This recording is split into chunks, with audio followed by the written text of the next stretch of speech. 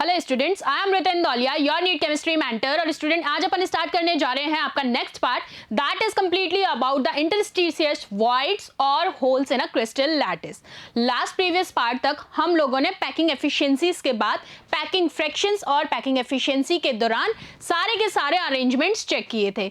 आप लोगों ने चेक किया सीसीपी में क्या होता है, CCP structures, BCC and FCC, यानी कि फेस सेंटर्ड बॉडी डायगोनल के बेसिस पे भी हम लोगों ने सारे अरेंजमेंट्स चेक कर लिए हैं।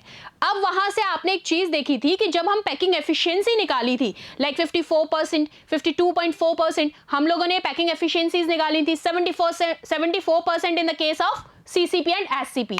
वहां आपने देखा था कि कुछ वॉइड्स के भी स्पेसेस लेफ्ट थे।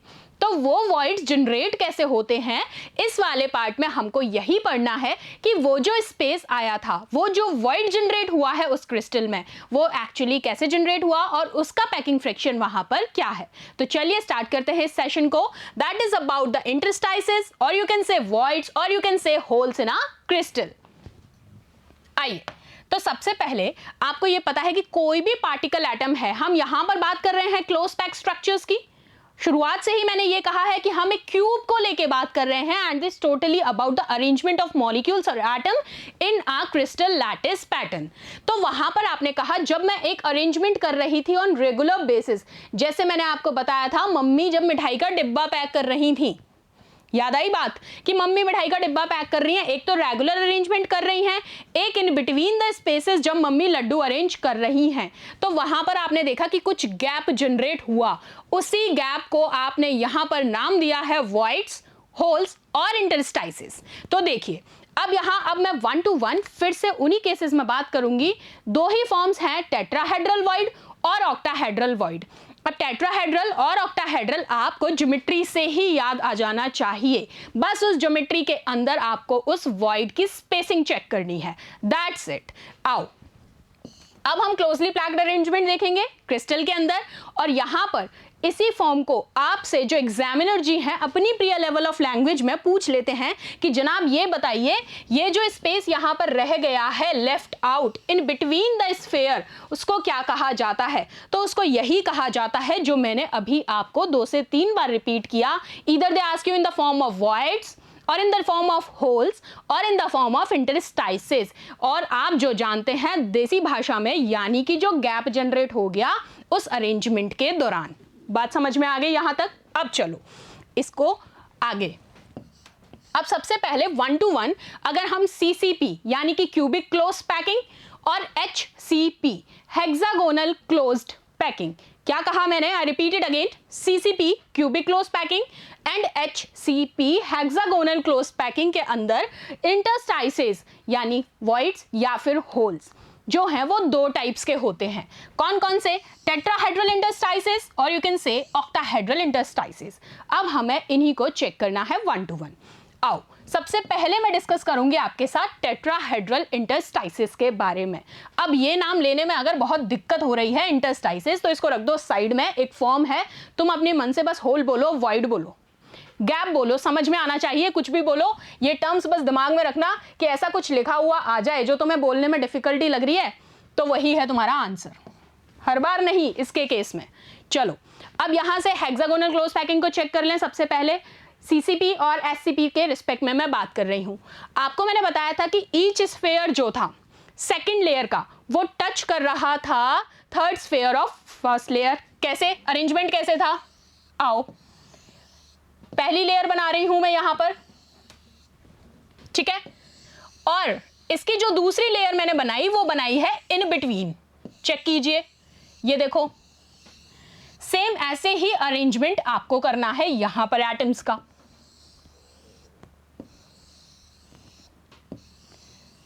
होपफुली बना, ये देखो।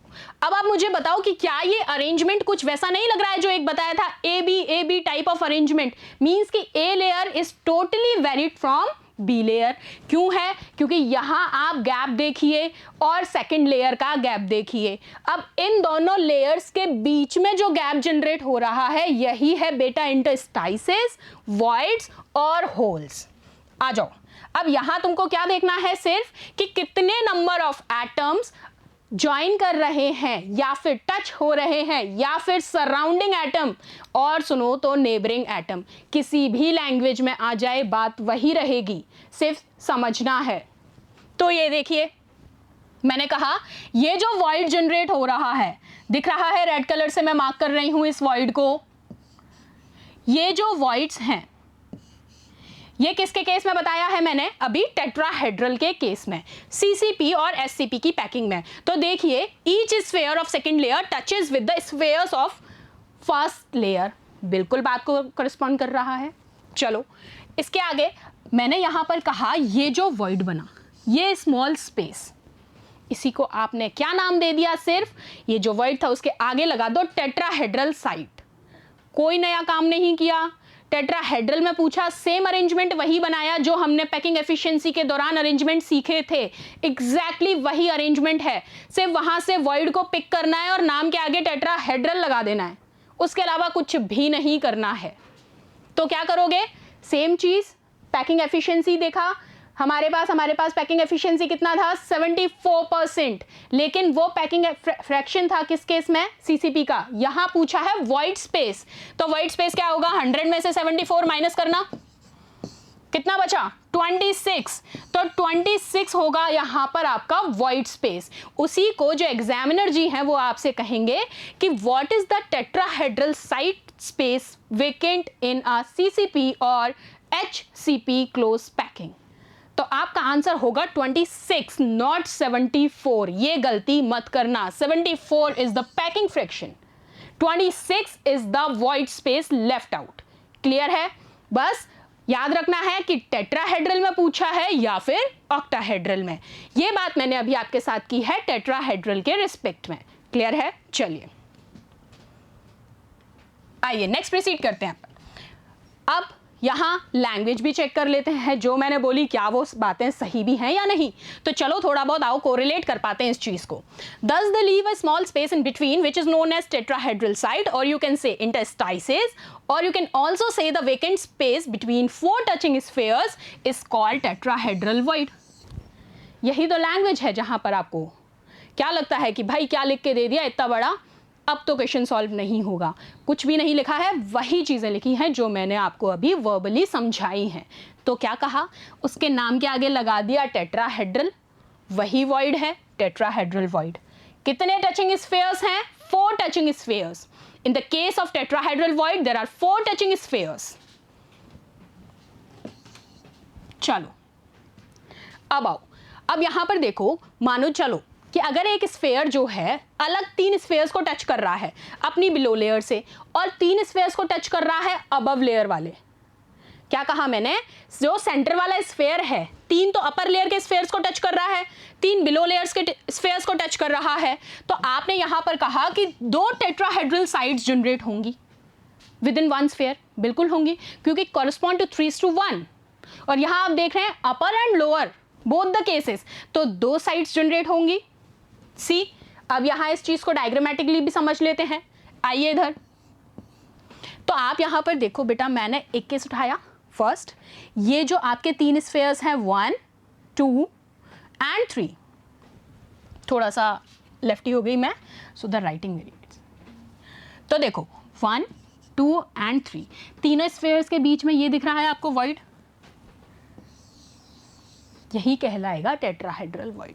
खत्म बात। और इसी को कहते हैं टेट्राहेड्रल इंटरस्टाइसेस। और इसमें भी अगर आपसे एक और नई चीज़ वो आपसे पूछ लें कि जनाब यहाँ ज्योमेट्री बता दीजिए, तो क्या कहोगे? ज्योमेट्री क्या होगी? Tetrahedron. That's it, tetrahedron. Clear है? बस इतना सा डिफरेंस अगर याद रह गया तो सारा काम बन जाएगा। कोई भी नई चीज़ नहीं आ रही है, वही पुरानी चीज़ों को आप लिंक करके रिलेट कर रहे हैं 1 to 1 स्टेप वाइज।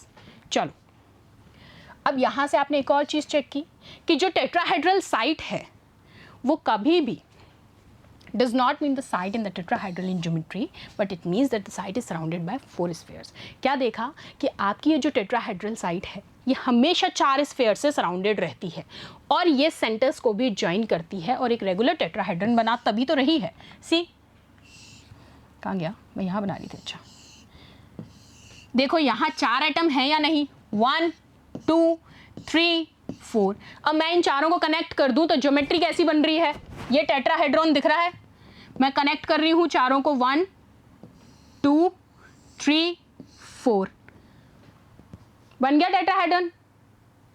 तो इसीलिए इस ज्योमेट्री को कहा जाता है टेट्राहेड्रॉन। आपने सिर्फ इनको बाइंड कर दिया। अब करके आना गलती। चलो अब पढ़ना है FCC। नेक्स्ट क्या है FCC? One corner and it's 3 face centres form a tetrahedral void in FCC। क्या कहा है? वन कॉर्नर और 3 face centres form a tetrahedral void. 2 tetrahedral voids are obtained along one cube diagonal. आपको FCC का arrangement याद होगा, हमने कुछ ऐसे बनाया था डायगोनल के बेसिस पे, 3 एटम्स टचेज ईच अदर, जिसमें हमने बोला था कि जो बीच वाला एटम है इसका कंप्लीट कंट्रीब्यूशन है क्योंकि ये फेस सेंटर्ड है। और वहां हमने जब इसकी रेडियाई के रिस्पेक्ट में बात की थी वो भी हमने ली थी बेटा 2r, while in the case of the touching atoms at the surrounding atoms जो प्रेजेंट हैं कॉर्नर्स पे वो हमने कितना लिया था? r। याद आई बात? वही चीज है, फेस डायगोनल से आपने रिलेशनशिप निकाला था, तो यहां से अब यहां पर आपको सिर्फ वॉइड निकालना है, सेम चीज है। चलो वॉइड जनरेट करेंगे। तो FCC में 8 टेट्राहेड्रल वॉइड्स प्रेजेंट होती हैं। चलो टोटल नंबर ऑफ एटम्स कितने हैं? 4। और अगर यहां पर टेट्राहेड्रल वॉइड्स पूछ लिए जाएं, क्या कहा? ऑक्टाहेड्रल नहीं है, टेट्राहेड्रल वॉइड्स पूछ लिए जाएं तो भी 8 ही कहलाएंगे। हेड्रल कह लो, हेड्रन कह लो, बात वही है क्योंकि दोनों की ज्योमेट्री सिमिलर है। सी याद कर लेना, पैकिंग एफिशिएंसी, डायगोनल वाला केस याद आ गया तो कहीं गलती नहीं करोगे। चलो तो क्या ये कह सकते हैं कि 3D क्लोज पैकिंग में 2 टेट्राहेड्रल वॉइड्स होते हैं जो अटैच करते हैं ईच एटम को। देखो इन जनाब को, यहाँ देखो ये रहा आपका टेट्राहेड्रल वॉइड इस क्यूब के अंदर, लाइकवाइज हेयर ऑल्सो। और कितने एटम्स हैं? 1 2 3 4, 1 2 3 4। कर पाओगे? चलो नेक्स्ट क्या है? ऑक्टाहेड्रल इंटरस्टाइसेस। एक पढ़ा हमने टेट्राहेड्रल, अब पढ़ना है ऑक्टाहेड्रल। और ऑक्टाहेड्रल सुनते ही ये वाला डायग्राम याद आ जाना चाहिए बस। अगर ये डायग्राम आपको याद आ गया तो बात बन जाएगी, नहीं तो फिर घूमते रहना। बताया था ऐसा कुछ हेक्सागोनल क्लोज पैकिंग वाला, जहां पर आपने कहा था 6 एटम 12 कोऑर्डिनेशन नंबर। एग्जैक्टली। चलो hexagonal close packing and cubic close packing दोनों ही इंटरस्टाइसेस जनरेट करते हैं, जिनको आप यहाँ पर ऑक्टाहेड्रल साइट कहते हैं। टेट्राहेड्रन के फॉर्म में टेट्राहेड्रल साइट कह लिया, ऑक्टाहेड्रन में जनरेट करेगा तो ऑक्टाहेड्रल साइट्स कहलाएगा। सिर्फ नेम डिफरेंस। पहली चीज, यहाँ जो वेकेंट स्पेस होगा वो कैसा होगा? 6 टचिंग स्फीयर्स होंगे। देखो 1 2 3 4 5 एंड 6 एटम टचिंग है या नहीं? अगर मैं इनको बाइंड कर दूं तो कर दो, ये लो।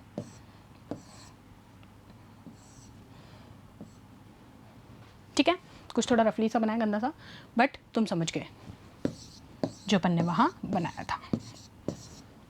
And is called octahedral void. The spheres of first layer are shown by full circles while that of second layer by dotted circle. कैसे बनाया था? सर्किल फॉर्म में भी बना लो,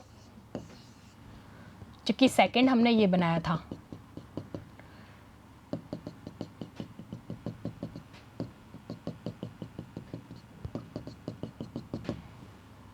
Then full and then again dotted. याद आया arrangement? नहीं आया तो देखो फिर से बना दिया है मैंने यहाँ पर, और चेक करो। अब यहाँ पर देखो ये जो लेफ्ट आउट स्पेसेस है ना, इसको आप यहाँ पर क्या कह रहे हो? सिर्फ ऑक्टाहेड्रल वॉइड। यहाँ देखो, ये देखो, ये देखो, इस तरीके से। तो अब 2 ट्राइंगल्स यहाँ ड्रॉन हो जाते हैं जब हम सेंटर्स को ज्वाइन करते हैं। 2 ट्राइंगल्स कंप्लीट। आओ दिखाती हूँ। ये देखो, ऊपर वाली लेयर से ये एक ट्राइंगल बन गया। ये कलर विजिबल है या नहीं? ये लो, एक ट्राइंगल ये बन गया, 2 एटम और एक ये इन बिटवीन वाला, और नीचे वाली लेयर से अगर मैं लूँ तो एक ट्राइंगल ये बन गया मेरा, लोअर लेयर के 2 एटम्स और एक इन बिटवीन वाला। तो यहाँ सीधे सीधे आपको 2 ट्राइंगल फॉर्म दिख रहे हैं, यही है ऑक्टाहेड्रल वॉइड स्पेसेस। इसी को अगर मैं आपको स्फेयर फॉर्म में दिखाऊं तो इधर आ जाओ, एक तो ये बैक स्फेयर, ये वाला जो येलो कलर के दिख रहे हैं स्फेयर्स, दोज आर, जिनके ऊपर मैंने रेड कलर का ट्राइंगल बनाया है, और एक फ्रंट व्यू, इसको मैं बनाती हूं, ये लीजिए, जिसमें आपको थोड़ा ब्लू अपीयरेंस दिख रहा है। तो ये 2 ट्राइंगल समझ में आ गए। मैंने यहां पर आपको इसको और ओपन करके बना दिया, तो इस तरीके से ये 2 ट्राइंगल्स आपको यहां पर दिखते हैं। और ऐसे यहां पर कितने वॉइड्स जनरेट हुए हैं? Total number of 6। और इस ज्योमेट्री को क्या कहेंगे? Octahedral geometry. That's it. On superimposing these triangles in one another, one octahedral site is created. It may be noted that an octahedral site does not mean that the whole is octahedral in shape. कभी भी octahedral site ये नहीं कहती कि जो whole generate हुआ है उसकी भी शेप octahedral होगी। उसका मतलब सिर्फ ये होता है कि वो कितने नियरेस्ट नेबर एटम से सराउंडेड है? 6 नियरेस्ट नेबर एटम से। जितने नंबर ऑफ वॉइड्स उतने ही number of nearest neighbour atoms. That is the coordination number details. So आपने यहां पर इनको ऑक्टाहेड्रली अरेंज कर दिया, ये लो। और यहां पर अगर पार्ट भी पूछ लिया जाए ऑक्टाहेड्रल वॉइड के लिए एज के अकॉर्डिंग, तो 1/4 पार्ट आप कंज्यूम करते हैं, और ये रहा एट द बॉडी सेंटर। चलो अब एफसीसी में total number of octahedral void count करते हैं, फटाफट से कैलकुलेट करो। 1, और एज के अकॉर्डिंग निकालना है तो 12 × 1/4, तो टोटल नंबर कितना आ गया? 1 + 3, दैट विल बी 4। अब टोटल नंबर ऑफ एटम्स कितने थे? 4। और ऑक्टाहेड्रल वॉइड्स कितने थे? ये भी 4। तो यहाँ पर हम टेट्राहेड्रल वॉइड को भी काउंट कर रहे हैं, ये कितनी है? 8। सो वी कैन से कि 3D क्लोज पैकिंग के अंदर 1 ऑक्टाहेड्रल वॉइड अटैच होती है एक एटम से। क्या कहा मैंने? This is an important line जो मैं रिपीट कर रही हूँ कि 3D क्लोज पैकिंग के अंदर एक ऑक्टाहेड्रल वॉइड अटैच होती है एक एटम से, ऑक्टाहेड्रल वॉइड। ठीक है, चलो तो बात समझ में आई। सेशन होने को बहुत छोटा था, सिर्फ वॉइड्स के ऊपर बात थी, लेकिन वॉइड्स आप निकालना सीख गए हैं, वॉइड्स आप पहचानना सीख गए हैं पिक्चर और डायग्रामेटिकली। चाहे आपको स्फेयर बेसिस दे दिया जाए, चाहे क्यूब बेसिस दे दिया जाए, हर तरीके से अब असाइन करना सीख चुके हो। और फिर मैं कहूँगी इन चीज़ों की प्रैक्टिस कीजिए एक बार घर पे बहुत ढंग से, तब जाके ही आप इस चैप्टर को लिंक कर पाओगे। और बहुत ही प्यारा चैप्टर है, फिर वही चीज़। चलो मिलते हैं नेक्स्ट सेशन में, तब तक थैंक यू सो मच।